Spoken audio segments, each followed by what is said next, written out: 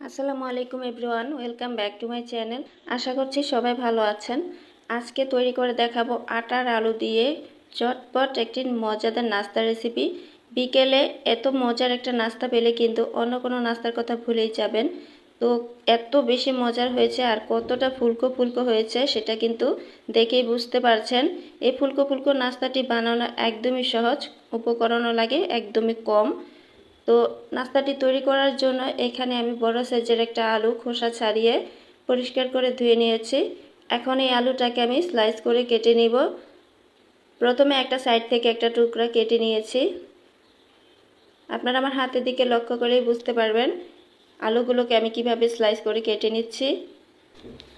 তো এভাবে কিন্তু লম্বা লম্বা করে আমি আলুগুলোকে স্লাইস করে কেটে নিচ্ছি। এই নাস্তাটির জন্য আমি একটাই আলু নিয়েছি বড় সাইজের। আপনারা চাইলে আলুর পরিমাণটা একটু বাড়িয়ে নিতে পারেন। তো আলুগুলোকে এখন আমি ধুয়ে সেদ্ধ বসিয়ে দিব। তো এর মধ্যে আমি এখানে বাকি উপকরণগুলো নিয়ে নিচ্ছি। প্রথমে নিয়ে নিলাম এখানে 1 কাপ পরিমাণ আটা। আপনাদের ঘরে যদি আটা না থাকে ময়দা দিয়েও কিন্তু এই রেসিপিটা তৈরি করতে পারেন। এরপর এখানে দিয়ে দিচ্ছি হাফ চা চামচ হলুদ গুঁড়া, হাফ চা চামচ মরিচ গুঁড়া, স্বাদ মতো দিয়ে দিচ্ছি লবণ। এরপর এখানে দিয়ে দিচ্ছি সেদ্ধ করা আলুগুলো কিন্তু গরম অবস্থাতেই আটার সঙ্গে ভালোভাবে মিক্স করে নিতে হবে। দেখতেই পাচ্ছেন আলুগুলো কিন্তু একটু গরম আছে, আর গরম থাকা অবস্থাতেই কিন্তু আটার সঙ্গে মিশিয়ে নিতে হবে। ঠান্ডা হয়ে গেলে কিন্তু আটার সঙ্গে আলুটা ভালোভাবে মেশানো যাবে না।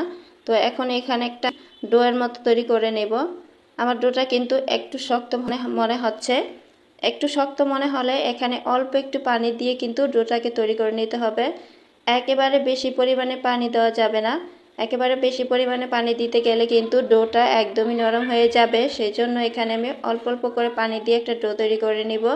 এই পর্যায়ে দিয়ে দিচ্ছি এখানে 1 চা চামচের মতো চিলি ফ্লেক্স। এরপরে দিয়ে দিচ্ছি এখানে 2 টেবিল চামচের মতো ধনিয়া পাতা কুচি। ধনিয়া পাতা দিয়ে আবারও আমি ভালোভাবে ডোটাকে তৈরি করে নিব যতক্ষণ পর্যন্ত সফট একটা ডো তৈরি না হয়। তো এখন এখানে দেখতে পাচ্ছেন ডোটা কিন্তু আমার পুরোপুরি রেডি। এখন এই ডোটাকে আমি 10 মিনিটের জন্য রেস্টে রেখে দিব একটা ঢাকনা দিয়ে ঢেকে। ফিরে আসছি 10 মিনিট পর। 10 মিনিট পর কিন্তু এখানে আমি প্লেটটা সরিয়ে নিলাম, আর দেখতেই পাচ্ছেন ডোটা কত বেশি সফট হয়েছে। এখন একটা বোর্ডের উপর নিয়ে একটু লম্বা করে শেপ দিয়ে তারপরে মাছ বরাবর ছুরি দিয়ে কেটে 2টা টুকরা করে নিচ্ছি। একটা লেচির টুকরা আমি সাইডে রেখে দিব, আর একটা টুকরা দিয়ে এখন আমি গোল করে শেপ দিয়ে দিচ্ছি রুটির মতো করে। এখন উপর থেকে আটা ছিটিয়ে একটা রুটি বেলার বেলুন দিয়ে একটা বড় সাইজের রুটি বেলে নিব। আপনারা দেখেই বুঝতে পারছেন কাজটি আমি কিভাবে করছি। তাড়াহুড়ো করা যাবে না। আলতো হাতে কিন্তু রুটিটা আমি বেলে নিয়েছি, আর রুটিটা কতটুকু পাতলা রেখেছি সেটা কিন্তু দেখিয়ে দিলাম। দেখতেই পাচ্ছেন ঠিক এরকমই পাতলা করে রুটিটাকে বেলে নিতে হবে। আর এখানে আমি বয়ামের একটা মুখা নিয়েছি। এই মুখ দিয়েই কিন্তু আমি আজকে নাস্তাগুলো তৈরি করে নিব। তো একটা নাস্তা কিন্তু আমার তৈরি করা হয়ে গেছে। দেখতেই পাচ্ছেন কতটা সুন্দর হয়েছে। এভাবেই আমি বাকি নাস্তাগুলোকেও বানিয়ে নিব। তো একে একে কিন্তু সবগুলো আমি নাস্তা বানিয়ে নিচ্ছি। আর কিভাবে এই নাস্তাগুলো আমি বানিয়ে নিচ্ছি সেটা কিন্তু আমার হাতের দিকে লক্ষ্য করলেই বুঝতে পারবেন।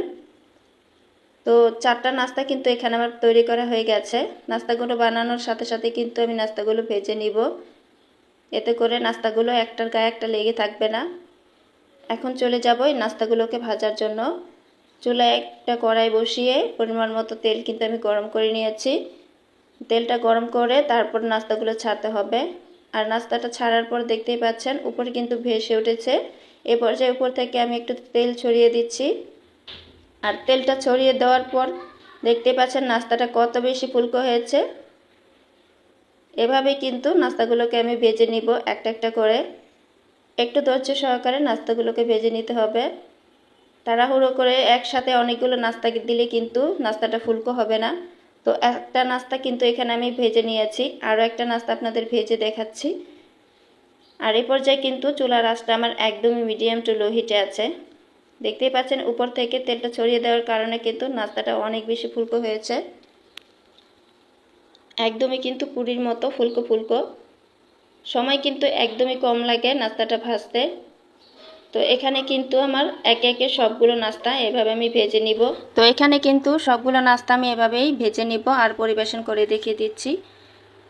তো দেখতেই পাচ্ছেন নাস্তাগুলো সব ভাজা হয়ে গেছে আর একটা প্লেটে আমি সার্ভ করে নিয়েছি। দেখতে কিন্তু মাশাআল্লাহ অনেক বেশি লোভনীয় লাগছে। দেখতেই পাচ্ছেন বিকেলের নাস্তায় কিন্তু এত ঝটপট নাস্তা তৈরি করা যায়। আলু আর আটা থাকলে সেটা কিন্তু একবার তৈরি না করলে বুঝতে পারবেন না। একটা আপনাদের ছিঁড়ে দেখিয়ে দিচ্ছি। তো দেখতেই পাচ্ছেন নাস্তাটা কত বেশি সফট হয়েছে, খেতে যে এত বেশি মজার হয়েছে। তো আশা করছি আমার আজকের এই নাস্তা রেসিপিটি আপনাদের কাছে ভালো লেগেছে। ভালো লাগলে ভিডিওতে একটা লাইক দিতে ভুলবেন না।